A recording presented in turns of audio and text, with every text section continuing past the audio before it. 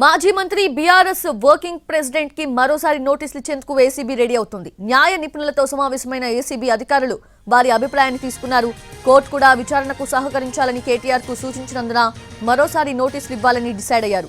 కేటీఆర్ విచారణకు సహకరించడం లేదన్న విషయాన్ని హైకోర్టు దృష్టికి తీసుకెళ్లనుంది ఏసీబీ. అంతకుముందు కేటీఆర్ ఏసీబీకి రాసిన లేఖలో తదుపరి చర్యలు నిలిపివేయాలని కోరారు. కోర్టులో తన పిటిషన్ పై తీర్పు పెండింగ్ లో ఉందని, అది వచ్చే వరకు ఆగాలని కోరారు. అసలు విచారణకు పిలవాల్సిన అవసరం లేకపోయినా తనను పిలిచారన్నారు. అయినా చట్టాన్ని గౌరవించే పౌరుడిగా విచారణకు వచ్చానన్నారు కేటీఆర్.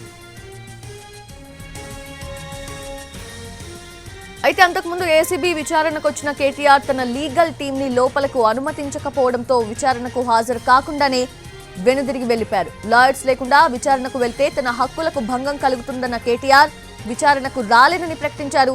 తన వాదనను లిఖితపూర్వకంగా ఏసీబీ ఏఎస్పీకి ఇచ్చారు.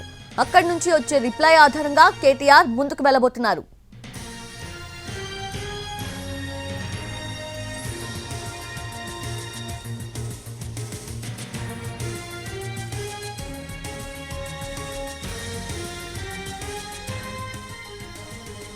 ఉదయం బోరియన్ విలాస్ నుంచి నందినగర్లో కేసీఆర్ నివాసానికి చేరుకున్నారు కేటీఆర్. అక్కడ పలువురు పార్టీ నేతలు ఆయన కలిశారు. అనంతరం లాయర్స్ తో ఆయన చర్చలు జరిపారు. తన లీగల్ టీమ్ తో కలిసే కేటీఆర్ ఏసీబీ ఆఫీస్కు వచ్చారు. అయితే గేటు దగ్గరే పోలీసులు కేటీఆర్ వాహనాన్ని ఆపారు. ఒంటరిగా లోపలకు వెళ్లాలని, లాయర్స్ ని అనుమతించేది లేదని తేల్చి చెప్పారు.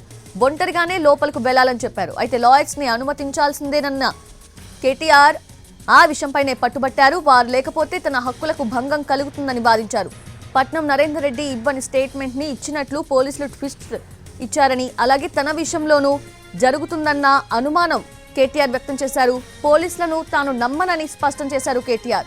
లాయర్ ను అనుమతించాలని ఎలాంటి ఆదేశాలు లేవని పోలీసులు వాదించారు. లాయర్స్ ని అనుమతించకూడదన్న నిబంధనలు చూపాలని కేటీఆర్ పట్టుబట్టారు.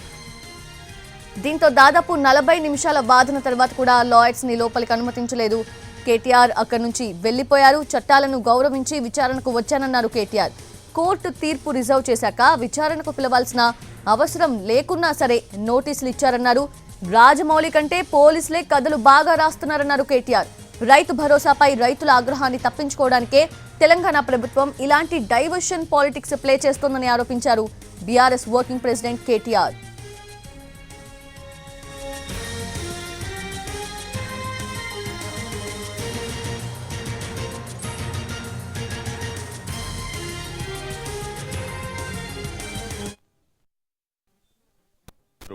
రైడ్ చేసి కూడా నాకు తెలిసి ఏం చేయబోతున్నారు.